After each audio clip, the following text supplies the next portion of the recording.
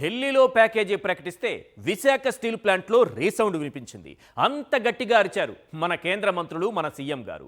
ఓవైపు Visakha steel plant ప్రైవేటీకరణ ఆపాలంటూ దాదాపు 3 ఏళ్లుగా సాగుతున్న పోరాటం, మరోవైపు విశాఖ స్టీల్ ప్లాంట్కు కేంద్ర ప్రభుత్వం ప్రకటించిన ప్యాకేజీ మామూలుగా లేదు. డబ్బుల మూట 11,440 కోట్లు సూట్ కేసుల్లో నింపి స్టీల్ ప్లాంట్కు పంపిస్తామంది. వెంటనే తన ఆర్టిఫిషియల్ ఇంటెలిజెన్స్ ప్రదర్శించిన చంద్రబాబు మైకు పట్టుకుని డబుల్ ఇంజన్ సర్కారు వల్లే ఇది సాధ్యమైందని అన్నారు. ఉక్కు ప్యాకేజీతో వేల కుటుంబాల్లో కొత్త ఆశలంటూ డిప్యూటీ సీఎం పవన్ కళ్యాణ్ గారు జుట్టు పైకి తోస్తూ చిరునవ్వులు చిందించారు. ఇది ఉక్కు కార్మికుల ఘన విజయం అంటూ మంత్రి లోకేష్ గారు ఏమాత్రం తడబడకుండా చక్కగా చెప్పేశారు. ఇది చారిత్రాత్మక నిర్ణయం అంటూ ఏపీ బీజేపీ డప్పు గట్టిగానే కొట్టింది. ఇవే స్టేట్మెంట్లు అటు ఇటుగా ఎల్లో మీడియాలో కూడా మీరు చూసే ఉంటారు. మరి కేంద్రం ఇచ్చిన ప్యాకేజీపై కార్మిక సంఘాల రియాక్షన్ ఏంటి అని ఎల్లో మీడియా చూపించిందా? తమ పత్రికల్లో రాసిందా? చూపించలేదు, రాయలేదు. కార్మికుల రియాక్షన్ తెలుసుకునే ప్రయత్నం కూడా చేయలేదు.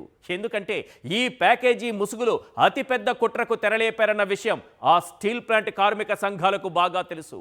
అందుకే అటువైపు పోకుండా కూటమి నేతల స్టేట్మెంట్లు, టీడీపీ ఆఫీసుల్లో సంబరాలను మాత్రమే కవర్ చేశారు. ఇంతకీ ప్యాకేజీ వెనుక దాగిన అతిపెద్ద కుట్ర ఏంటి? ఆ 3 డిమాండ్లపై ఎందుకు మౌనం వహించారు? ఆ ప్యాకేజీలో 90% బకాయిల చెల్లింపులకే సరిపోతుందా? అదేంటి సార్, కేంద్ర ప్రభుత్వం స్టీల్ ప్లాంట్కు 11,440 కోట్ల ప్యాకేజీ ప్రకటించిన కార్మిక సంఘాల నుంచి పాజిటివ్ రియాక్షన్ రాలేదేంటి? అటు కేంద్ర ప్రభుత్వానికి, ఇటు రాష్ట్ర ప్రభుత్వానికి ధన్యవాదాలు తెలపడం లేదేంటి? దీని వెనుక ఏదో పెద్ద కుట్రే దాగి ఉందని ఎందుకంటున్నారు? ఈ ప్యాకేజీపై కూటమి నేతలు తమలో తామే డప్పు కొట్టుకోవడం తప్ప స్టీల్ ప్లాంట్ కార్మికుల కుటుంబాల్లో ఆ సంతోషం కనబడటం లేదేంటి? ఈ ప్రశ్నలన్నిటికీ సింపుల్గా ఓ జవాబు చెబుతాను, వినండి.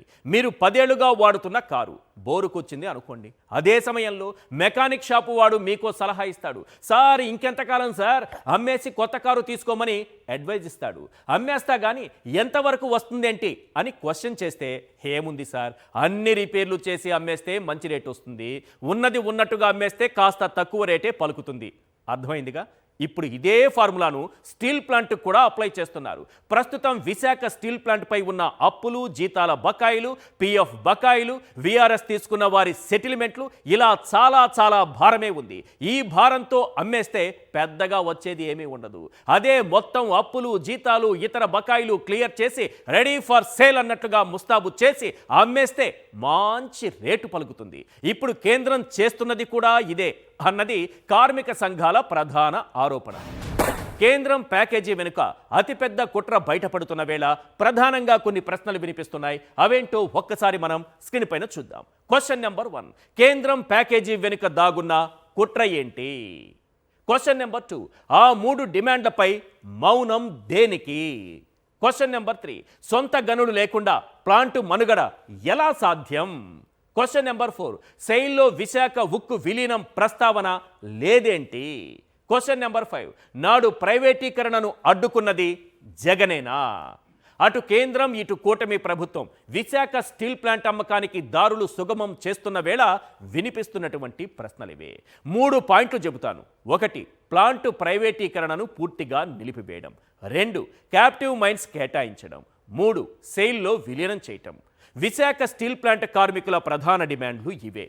ఇందులో ఒక్క డిమాండ్ గురించైనా కేంద్రం ప్రస్తావించిందా? పోనీ చంద్రబాబు ప్రస్తావించారా?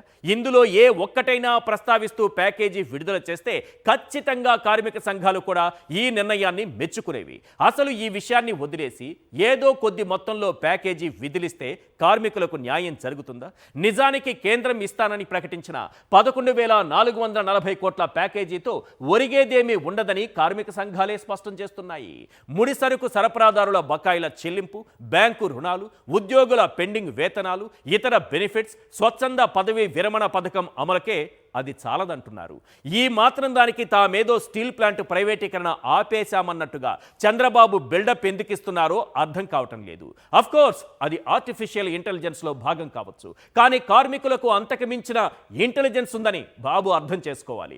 వాస్తవానికి ముడి సరుకు సరఫరా చేసిన వెండర్స్తో పాటు బ్యాంకుల నుంచి తీసుకున్న రుణాలు, వాటిపై వడ్డీ, ఉద్యోగులకు బకాయి పడ్డ వేతనాలు, వివిధ రకాల బెనిఫిట్స్, విఆర్ఎస్ అమలు, ఇలా మొత్తం 25,000 కోట్ల కోట్ల మేర లోటు బడ్జెట్లో ఉంది విశాఖ స్టీల్ ప్లాంట్. ఉద్యోగులకు సెప్టెంబర్ నుంచి పెండింగ్ వేతనాలు, పీఎఫ్, ఇతర బకాయిలు కలిపి 1600 కోట్ల మేర ఉన్నాయి. ప్రైవేటీకరణలో భాగంగా అమలు చేస్తున్న వీఆర్ఎస్ కోసం 1000 కోట్ల మేర అవసరం ఉంది.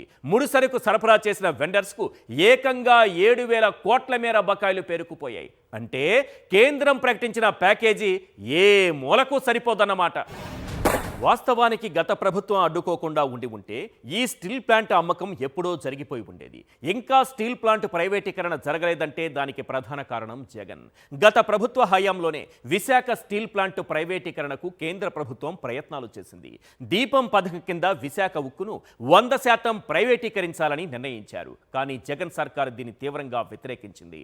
పెట్టుబడుల ఉపసంహరణను వ్యతిరేకిస్తూ అసెంబ్లీలో తీర్మానం కూడా చేసింది. అందుకే అప్పట్లో ఈ ప్రైవేటీకరణ ఆలోచనను కేంద్రం తాత్కాలికంగా పక్కన పెట్టేసింది. ఈ విషయం ఎవరో అనామకుడు చెప్పింది కాదు, సాక్షాత్తు కేంద్ర మంత్రి కుమారస్వామి చెప్పుకొచ్చారు. నాడు ఏపీ అసెంబ్లీ ఎన్నికల ప్రచారంలో భాగంగా జగన్ ఓ మాట అన్నారు. ఈ కూటమి ప్రభుత్వానికి అనుకూలంగా విశాఖ ప్రజలు ఓటేస్తే స్టీల్ ప్లాంట్ను అమ్మేయడానికి ఒప్పుకున్నట్లే అని చిలక్కి చెప్పినట్లు చెప్పారు. ఇప్పుడు ఏమైంది?